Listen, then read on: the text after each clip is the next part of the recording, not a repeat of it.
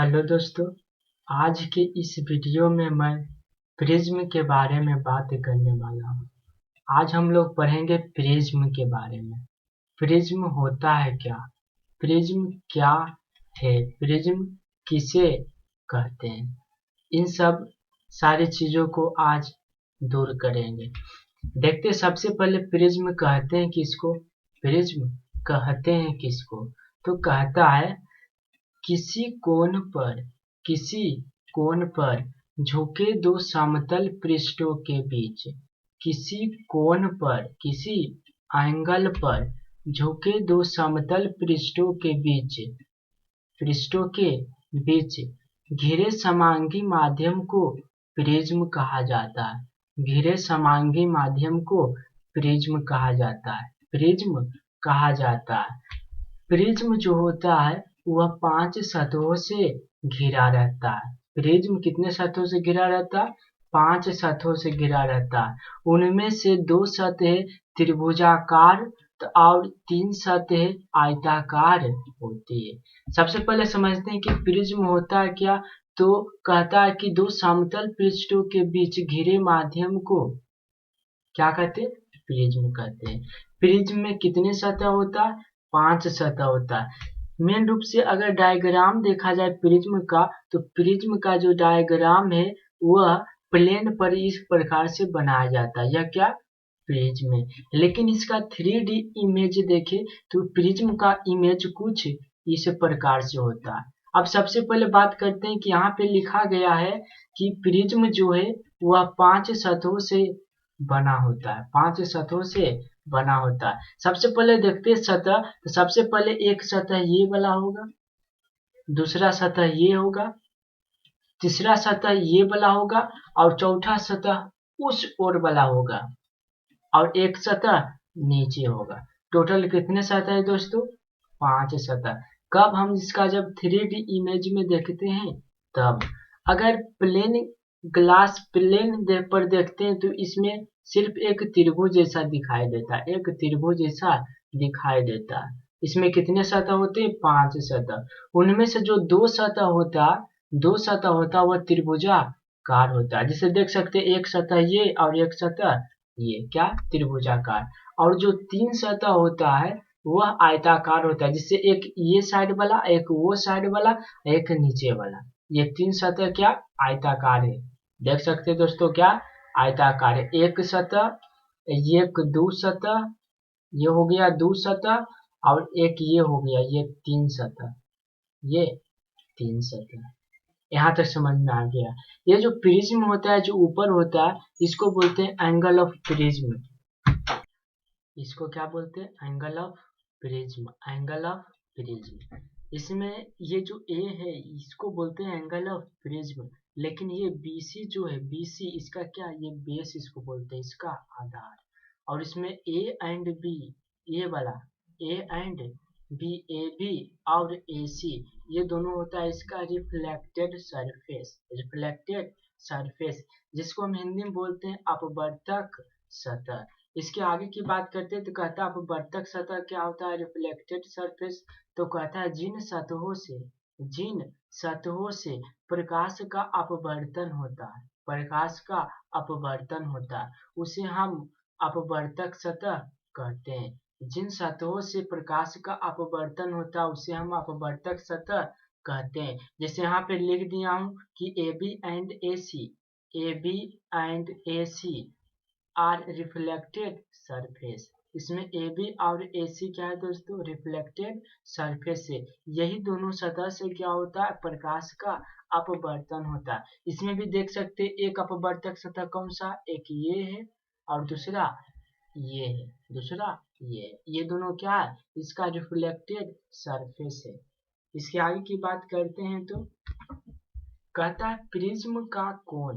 Prism का कोण कहता angle of prism. Angle of prism कहता है दो अपवर्तक सतहों के बीच बने कोण को प्रिज्म कोण कहा जाता है। ये क्या? अपवर्तक सतह ये एक अपवर्तक सतह, ये दूसरा अपवर्तक सतह, इन दोनों के बीच जो एंगल बनता है, इन दोनों के बीच जो एंगल बनता है उसको हम क्या बोलते हैं? एंगल ऑफ प्रिज्म, प्रिज्म का कोण। इसको हम कैपिटल ए से डिनोट करते हैं, इसको कैपिटल ए से सूचित करते हैं। इसके आगे देखते हैं तो कहता है क्या कि प्रिज्म का आधार, बेस ऑफ प्रिज्म, कहता है प्रिज्म कोण के सामने वाली भुजा को प्रिज्म का आधार कहा जाता है। अर्थात ये हमारा रहा क्या? प्रिज्म कोण, इसके सामने वाली भुजा, इसको हम क्या बोलेंगे? प्रिज्म का आधार, प्रिज्म का आधार। ये प्रिज्म का बेसिक था। अब इसके आगे देखते हैं तो कहता है कि प्रिज्म से होकर अपवर्तन, रिफ्लेक्शन थ्रूआउट प्रिज्म, प्रिज्म से होकर अपवर्तन कैसे होता है इसको समझते हैं। तो सबसे पहले क्या करना है कि एक प्रिज्म को बनाना है। सबसे पहले क्या करना? प्रिज्म बनाना। ए बी एंड सी एक क्या है? प्रिज्म है। इसमें ये जो पी है, पी क्यू ये व्हाइट लाइट श्वेत प्रकाश इस प्रिज्म में इन कर रहा है। जैसा ही ये लाइट इस रिफ्लेक्टेड सरफेस पर पड़ा, तब देखते हैं क्या होता है लाइट को। तो यहाँ पे जैसा ही पड़ा तो हम जानते हैं दोस्तों बाहर क्या हवा है, बाहर क्या है? हवा है, एयर है। लेकिन ये जो अंदर प्रिज्म बना हुआ होता वह कांच का बना हुआ होता, कांच का, ग्लास का बना हुआ रहता है। ये हो जाता है विरल माध्यम और अंदर हो जाएगा क्या? संघनन माध्यम, संघनन माध्यम। अब देखते हैं क्या होता है। तो हम पढ़ेंगे कि अगर कोई लाइट रे विरल माध्यम से संघनन माध्यम में जाएगा तो वह अभिलंब की ओर मुड़ जाएगा। ये हम लोग पढ़े हैं। और ये भी पढ़े हैं कि अगर कोई लाइट रे संघनन से विरल में जाएगा तो अभिलंब से दूर हट जाएगा। देखते हैं इसमें क्या होता। तो ये लाइट रे क्या किया? यहाँ पे इन किया। अब यहाँ पे इन किया तो यहाँ एक हम नॉर्मल ले लेंगे। ये क्या ले लिए? नॉर्मल, डॉट डॉट में एक नॉर्मल को ले लिए, नॉर्मल को ले लिए। अब देखते हैं ये अभिलंब को लेने के बाद ये लाइट रे को जाना चाहिए कुछ इस तरह से सीधा, क्योंकि जो प्रकाश की किरणें होता हमेशा सीधी रेखा में चलती है। तो ये जाना चाहिए इसको सीधा, लेकिन क्या होता यहाँ पे इसका मीडियम चेंज होता। इधर हवा था लेकिन फिर क्या हो रहा? कांच हो रहा। यहाँ मीडियम चेंज होने के कारण यह लाइट रे जो जाना चाहिए इस प्रकार से, लेकिन ये क्या होता इधर अभिलंब है तो अभिलंब की ओर मुड़ जाता। ये लाइट रे इस प्रकार से सीधे यहाँ पहुंच जाता है। अब बात आता है ये लाइट रे यहाँ पहुंचने के बाद फिर से यहाँ मीडियम चेंज हो रहा है। जैसा ही मीडियम चेंज होगा तो अपवर्तन की क्रिया होगा। तो अपवर्तन की क्रिया क्या? ये संघनन माध्यम है, इधर विरल माध्यम है। तो अब क्या होगा? संघनन जा रहा है तो अभिलंब से दूर हट जाएगा। यहाँ पे हमने क्या किया? एक नॉर्मल को ड्रॉ कर लिया, नॉर्मल ले लिए, अभिलंब को ले लिए। यहाँ से ये लाइट रे को जाना चाहिए इस प्रकार से सीधा, इस प्रकार से सीधा, लेकिन क्या ये नॉर्मल है तो नॉर्मल से क्या हो गया? ये दूर हट गया। ये लाइट रे इस प्रकार से रिफ्लेक्ट हो गया, लाइट रे इस प्रकार से निकल गया। यहाँ पे ध्यान से जब समझते हैं कि ये लाइट रे गया, यहाँ पर बर्तन की क्रिया फिर सीधा हुआ, फिर ये इस प्रकार से निकल गया। जब ये नॉर्मल को पीछे को ड्रॉ करते तो यहाँ पे ये दोनों क्या होता मिलता है, जिस बिंदु को हम नाम क्या दे दिए? एन नाम दे दिए। जब ये लाइट इस प्रकार जाना चाहिए और ये लाइट को जब पीछे को मिलाए तो यहाँ मिला, इस बिंदु को क्या दे दिए? एम नाम दे दिए। और यहाँ पे एक एंगल बना, यहाँ पे जब ये लाइट रे को, लास्ट वाला लाइट रे को जब पीछे की ओर मिलाए तो यहाँ पे मिला और ये दोनों क्या एक एंगल बनाया। ये एंगल को हमें डेल से सूचित किए। डेल को इस प्रकार से सूचित किया जाता है एस की तरह, लेकिन एस जैसा होता है नहीं, लास्ट में यहाँ पे इस प्रकार से होता है। इसको हम बोलते हैं विचलन कोण। इसको क्या बोलते हैं? विचलन कोण, विचलन कोण यानी इतना क्या हुआ? विचलन हुआ। अब देखते हैं तो ये आपतित किरण हो जाएगा, ये अपवर्तित किरण हो जाएगा। तो आपतित किरण और अभिलंब के बीच के कोण को आपतन कोण बोलते हैं, इसलिए यहाँ पे क्या लिख दिए? आई लिख दिए। ये अपवर्तित किरण ये अभिलंब के बीच के कोण को अपवर्तन कोण बोलते हैं और इसको क्या लिख दिए? आर लिख दिए। यहाँ तक समझ में आया। फिर यहाँ देखते तो ये क्या? आपतित किरण है और ये क्या? अपवर्तित किरण। तो ये आपतित किरण यहाँ पे क्या हो गया? आर डैश, यहाँ क्या होगा? I dash. ये समझ में आ गया होगा, हमें पता है। अब आगे देखते हैं क्या होता है। आगे यहाँ लिख दिए कि पी क्यू, यहाँ से देख सकते हैं दोस्तों, पी और क्यू, पी क्यू, यहाँ क्यू क्या है तो आपतित किरण है, तथा क्यू आर क्या है तो अपवर्तित किरण है, तथा आर एस क्या निर्गत किरण है, निर्गत किरण है। अगर आप हमारे चैनल में नए हैं और वीडियो पसंद आए तो चैनल को सब्सक्राइब कर दीजिए, ताकि इससे भी अच्छा वीडियो आपको मिलता रहे, आपको मिलता रहे। चलिए इसके आगे देखते हैं। इसके आगे हम लोग पढ़ेंगे प्रकाश का वर्ण विक्षेपण, प्रकाश का वर्ण विक्षेपण, dispersion of light, dispersion of light. सबसे पहले समझना है कि प्रकाश का वर्ण विक्षेपण होता है क्या। आज तो समझते हैं, तो कहता है कि सन 1666 ईस्वी में, सन 1666 ईस्वी में सर्वप्रथम एक न्यूटन वैज्ञानिक ने एक प्रयोग कर यह बतलाया कि, अर्थात सबसे पहले 1666 ईस्वी में एक वैज्ञानिक था जिसका नाम क्या है, न्यूटन है। बहुत अच्छा जानते हैं न्यूटन को।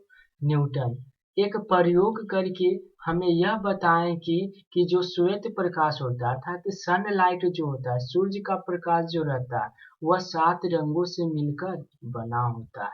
अर्थात जो सनलाइट है, सूर्य का प्रकाश है, वह 7 रंगों से मिलकर बना होता। सर्वप्रथम किसने कहे थे, न्यूटन कहे थे। कब, तो 1666 ईस्वी में। इसके आगे देखते हैं तो कहता है कि जब श्वेत प्रकाश को, अर्थात सनलाइट को किसी प्रिज्म से गुजारा जाता है, किसी प्रिज्म से गुजारा जाता है, तो वह अपनी 7 अवयवी रंगों में, तो वह अपनी 7 अवयवी रंगों में विभक्त हो जाता है। यहाँ पे देखते हैं दोस्तों, एक प्रिज्म ले लिया, क्या ले लिए, एक प्रिज्म ले लिए। ये प्रिज्म का नाम भी लिख देते हैं, यहाँ ए लिख देते हैं, ए बी सी।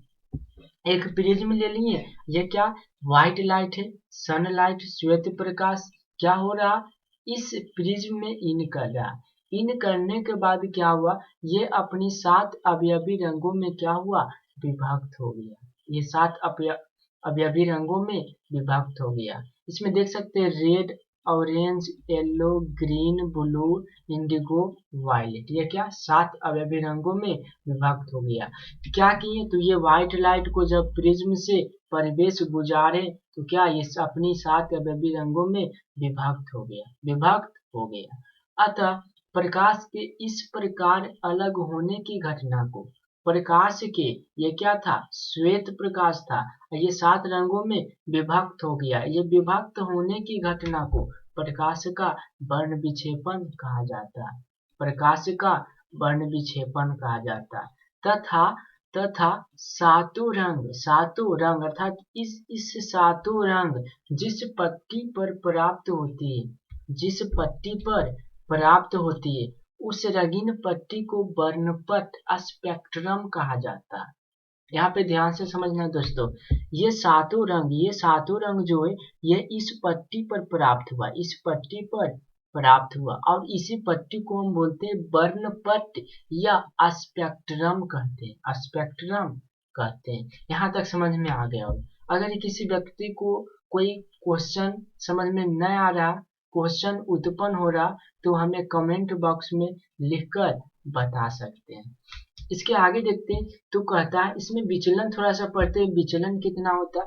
तो ये व्हाइट लाइट क्या, प्रिज्म फिर से ले लिए, ए बी सी, एक प्रिज्म है। इसमें जब व्हाइट लाइट को क्या किए, इन कराएं, तो लाइट रे को जाना चाहिए कुछ इस तरह से सीधा, लेकिन क्या हुआ, ये अपनी अपवर्तन की क्रिया करते हुए ये 7 रंगों में विभक्त हो गया। इसमें से सबसे ऊपर वाला लाइट देखते तो क्या है दोस्तों, सबसे ऊपर वाला लाइट क्या है, रेड है। सबसे ऊपर वाला लाइट को हम क्या ले लिए, रेड ले लिए। उसके बाद सबसे नीचे वाला लाइट क्या, सबसे नीचे वाला कौन सा है, वायलेट है, वायलेट ले लेंगे।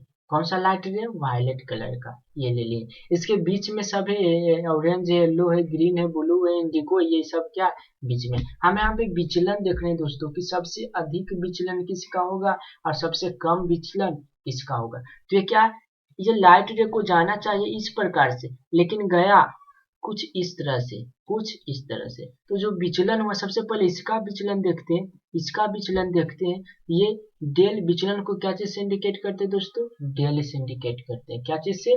डेल से इंडिकेट करते हैं। तो इसका जो विचलन हुआ वो कितना? इतना हुआ। इसको क्या नाम दे दिए? Del R. अर्थात रेड, रेड कलर का विचलन कितना हुआ? इतना हुआ। अगर वायलेट कलर का विचलन देखते हैं तो वायलेट कलर का विचलन कितना हो गया? इतना हो गया। अर्थात कह सकते हैं कि जो विचलन होता वो सबसे कम होता है किसका? लाल कलर का, रेड का होता। और सबसे अधिक किसका होता? वायलेट कलर का होता। ये ऑब्जेक्टिव में पूछता है दोस्तों कि किस वर्ण का विचलन सबसे अधिक होता है, तो किसका होगा दोस्तों? लाल का। किसका कम होता? ये वायलेट कलर का इतना विचलन हो रहा, लेकिन रेड कलर का इतना विचलन हो रहा। अर्थात क्या? रेड कलर का सबसे कम विचलन होता और वायलेट कलर का सबसे अधिक विचलन होगा।